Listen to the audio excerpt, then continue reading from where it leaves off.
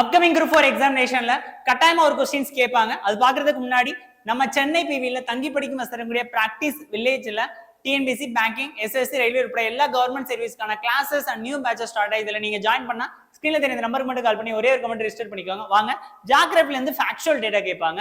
இந்தியாவினுடைய ஒட்டுமொத்த பரப்பளவு 32,87,263 ஸ்கொயர் கிலோமீட்டர்.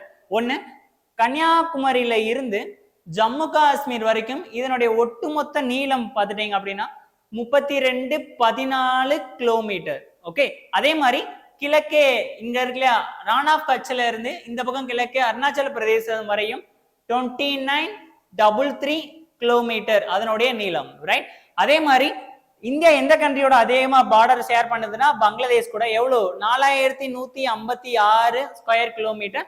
எந்த கண்ட்ரியில கம்மியா இருக்கு? Afghanistan, which means 106 kilometre. உங்களுக்கான ஒரு கொஸ்டின், ஐலாண்டோட சேர்த்து இந்திய கடற்கரையின் மொத்த நீளம் என்னன்னு தெரிஞ்சா கமெண்ட் பாக்ஸ்ல கமெண்ட் பண்ணுங்க. பிடிச்சா லைக் பண்ணுங்க, ஷேர் பண்ணுங்க, சப்ஸ்கிரைப் பண்ணுங்க. Thank you so much.